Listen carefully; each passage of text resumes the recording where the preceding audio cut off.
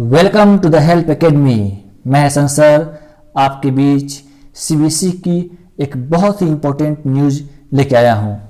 इस न्यूज़ में सीबीएसई ने ये कहा है कि सारे स्कूल बच्चों को ये जानकारी जरूर दे।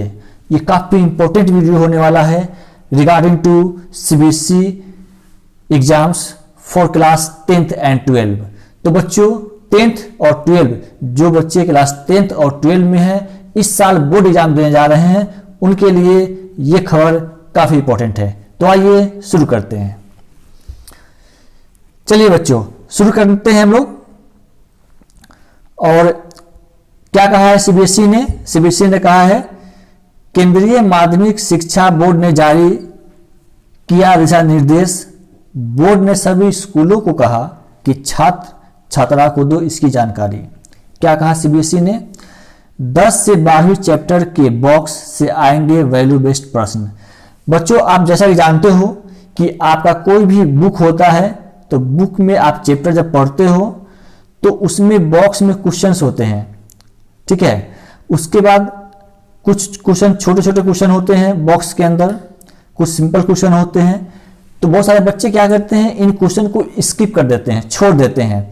और होता क्या है, सीबीएसई क्वेश्चन वहां से पूछ लेती है।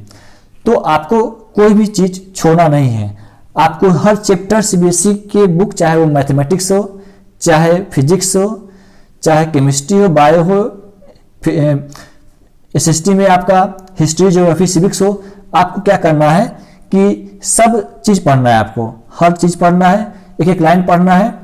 जो सिलेबस कट है उसको तो छोड़ देना है, लेकिन जो सिलेबस कट नहीं है उसको आपको जरूर पढ़ना है। और जो बॉक्स वाले क्वेश्चन है उन क्वेश्चन को आपको जरूर करना है और उस पर डिस्कशन करना है, ताकि आप, होता क्या है कि डायरेक्ट क्वेश्चन नहीं पूछते हैं कभी कभी सीबीएसई, आपको उसी क्वेश्चन को थोड़ा सा घुमा के पूछता है। तो जब आप थोड़ा सा पढ़े होते हो तो क्वेश्चन कर पाते हो। कई बार बच्चे बोलते हैं कि ना सिलेबस बहुत बाहर से आ गया था, ये तो बुक में था ही नहीं। नहीं, बुक में ही था, लेकिन आपने उस चीज को सही से समझा नहीं, इसलिए आप जवाब नहीं दे पाते हो। तो आपका काम क्या है कि चैप्टर को कम से कम 3 बार पढ़ो, 1 बार, 2 बार, 3 बार। इससे क्या होगा कि कुछ चीजें जो आपकी छूट जाती हैं या कुछ चीजें समझ में नहीं आती है वो आपको समझ में आएगा। इससे पिछले बार बहुत बार एग्जाम हुआ, बच्चों ने कंप्लेन किया कि सीबीएसई आउट ऑफ सिलेबस पूछती है। तो सीबीएसई ने प्रूव किया नहीं, मैं आउट ऑफ सिलेबस नहीं पूछता हूं, बल्कि मैं सिलेबस से पूछता हूं। और इस बार भी सीबीएसई आपसे यही कहने जा रही है। चलिए दिखाते हैं क्या कहा सीबीएसई ने। सीबीएसई के जो एग्जामिनेशन कंट्रोलर हैं, परीक्षा नियंत्रक सीबीएसई है, उन्होंने क्या कहा, बोर्ड परीक्षा में कोई भी प्रश्न आउट ऑफ सिलेबस नहीं होता है। काफी सावधानी से प्रश्न तैयार किए जाते हैं। चैप्टर के अंदर या बाहर कहीं से भी प्रश्न पूछे जा सकते हैं। देखिए इन्होंने साफ साफ कहा है कि चैप्टर के अंदर या बाहर कहीं से भी प्रश्न पूछे जा सकते हैं। ऐसे में छात्र को अपनी पूरी तैयारी करनी चाहिए। सारे प्रश्न एनसीईआरटी से ही होंगे। सबसे बड़ी बात कि सारे प्रश्न एनसीईआरटी से होंगे, तो आपको इनसाइड क्वेश्चन और बुक पढ़नी चाहिए, क्योंकि जो बुक से क्वेश्चन फॉर्म होता है तभी आपको प्रेशर होता है। आप तो बॉक्स वाले क्वेश्चन पढ़ ही लेते हो, बैक साइड क्वेश्चन कर लेते हो, लेकिन जब चैप्टर के अंदर से क्वेश्चन पूछा जाता है तो आपको लगता है कि आउट ऑफ सिलेबस पूछा गया। तो आप थोड़ा सा चैप्टर पढ़िए, बुक पढ़िए, ठीक है। और साफ साफ कहा गया है कि सभी प्रश्न एनसीईआरटी बुक से ही आएंगे। तो बिल्कुल परेशान नहीं हो, आप एनसीईआरटी को एक बार नहीं, आप कम से कम 3 से 4 बार सारे बुक को पढ़ जाइए, ठीक है, रिवाइज करिए, क्योंकि रिवीजन काफी इंपॉर्टेंट है। बच्चे क्या कहते हैं, वो सोचते हैं कि आर अग्रवाल पढ़ ले मैथ में, है ना, उसके बाद आर शर्मा पढ़ ले, फिर सोचते हैं कि चलो हम थोड़ा सा साइंस में एस चांद पढ़ लेते हैं, फिर उसके बाद दूसरे राइटर की बुक पढ़ लेते हैं। तो आप पढ़ो, डजंट मैटर, लेकिन आप कम से कम एनसीईआरटी को 2 से 3 बार जरूर पढ़ लो। इससे क्या होगा, आपके बहुत सारे कॉन्सेप्ट क्लियर हो जाएंगे। चलो आगे इन्होंने क्या कहा है सीबीएसई ने बताने के लिए, कई साल से परीक्षा के बाद आउट ऑफ सिलेबस की अफवाह होती रही है, जिसे सीबीएसई ने हमेशा कहा है कि नहीं, मैं तो सिलेबस के अंदर से ही पूछता हूं। फिर क्या कहा, इन तमाम चीजों से बचने के लिए बोर्ड ने पहले ही अभी जारी दिशा निर्देश जारी कर दिया है कि हम कैसे कैसे पूछेंगे। अब बात आती है कि ऑनलाइन क्लास चल रहा है। ऑनलाइन क्लास में सिलेबस तो आपकी ऑलरेडी 30% कम हो चुकी है।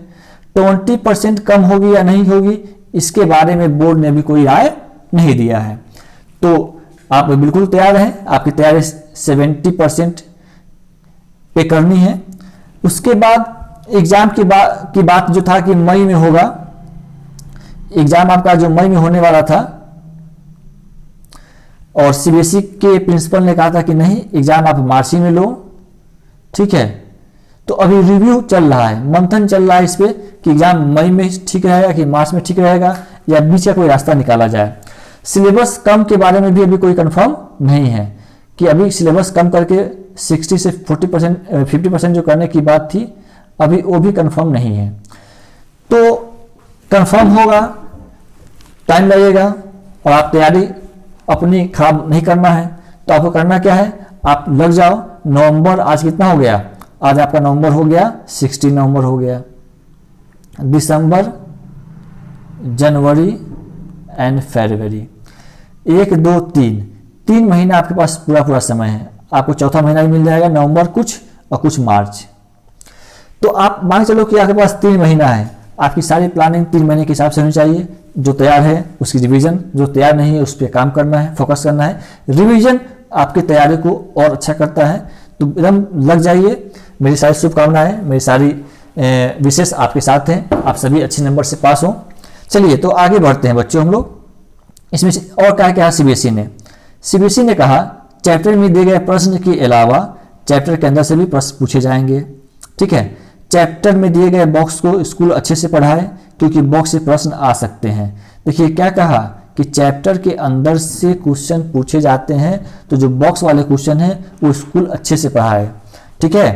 तो अब जहाँ बच्चे पढ़ते हैं ऑनलाइन ऑफलाइन जहाँ क्लासेस चल रही हैं, वो अपने टीचर से कहे कि सर मुझे इस पे को बताइए, और क्वेश्चन केवल आप करना नहीं है, उस क्वेश्चन पे डिस्कशन भी करना है अपने क्लासेस में, ताकि वो आपका जो वैल्यू बेस्ड जो क्वेश्चन आएगा कुछ चेंज होके, तो फिर आप उसको अच्छे से टैकल कर पाओगे। आगे बढ़ते हैं बच्चों। वैल्यू बेस्ड प्रश्न भी रहेंगे, ये प्रश्न चैप्टर के अंदर से रहेंगे जिस पर ध्यान देना जरूरी है। यही वैल्यू बेस्ड प्रश्न कितने मार्क्स के आएंगे, तो ये बता देते हैं आपको। यहाँ पे लिखा हुआ कि पूछे जाएंगे वैल्यू बेस्ड प्रश्न। बोर्ड की माने तो 10वीं और 12वीं की सभी विषयों में वैल्यू बेस्ड प्रश्न को रखा गया है। 12वीं के विज्ञान, कला और वाणिज्य संख्या में सभी विषय में वैल्यू बेस्ड प्रश्न पूछे जाएंगे। वैल्यू बेस्ड प्रश्न 8 से 12 अंक के होंगे। वहीं 10वीं के सभी विषय में वैल्यू बेस्ड प्रश्न 8 से 10 नंबर का होगा। तो 10 होगा 10 क्लास के बच्चों के लिए 8 से 10 नंबर का, और 12 क्लास के बच्चों के लिए 12 से 14 नंबर का क्वेश्चन आ सकता है। तो ये क्वेश्चन काफी मार्जिन रखता है, खासकर उन बच्चों के लिए जिनका टारगेट है कि हम 90% प्लस नंबर लेके आए। तो वो वैल्यू बेस्ड क्वेश्चन को भी नजरअंदाज नहीं करेंगे, उस पर डिस्कशन करेंगे।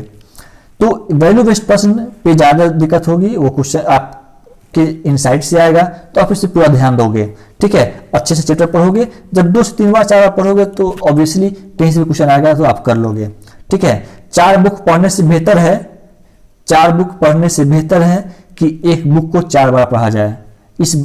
इस बात को गांठ बांध लो आप लोग। 4 बुक पढ़ने से बेहतर है कि एक ही बुक को 4 बार पढ़ा जाए। एनसीईआरटी को 4 बार पढ़ लो, 4 अलग अलग बुक पढ़ने से ज्यादा बेहतर होगा। चलो फिर क्या बोला, हर प्रश्न का निश्चित अंक है और शब्द भी निर्धारित रहेगा, उसी में उत्तर देना है, ठीक है बच्चों। चलिए और क्या कहा सीबीएसई ने, इसको मैं जूम कर देता हूं थोड़ा सा। सीबीएसई ने कहा कि 10वीं और 12वीं के दौरान आउट ऑफ सिलेबस प्रश्न की अफवाहें न हो, हर प्रश्न सिलेबस के अंदर के होंगे। इसके लिए केंद्रीय माध्यमिक शिक्षा बोर्ड ने वैल्यू बेस्ड प्रश्न को लेकर दिशा निर्देश जारी किया है। बोर्ड की माने तो बोर्ड परीक्षा में प्रश्न कई तरह से पूछे जाएंगे। हर चैप्टर के बाद जो प्रश्न दिए रहते हैं, उन प्रश्न के अलावा चैप्टर के अंदर से भी प्रश्न पूछे जाएंगे।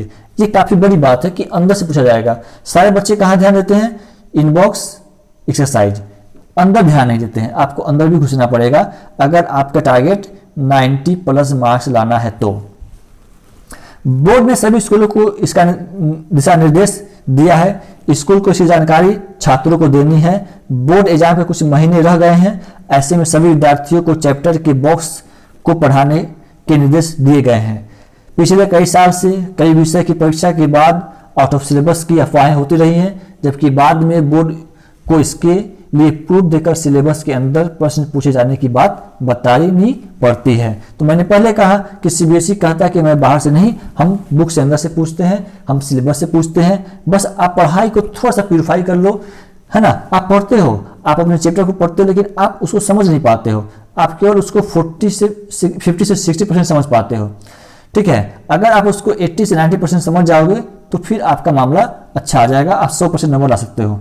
100% समझने के लिए बहुत मेहनत करना पड़ेगा, वो उस क्लास में पॉसिबल नहीं हो पाता है, ठीक है।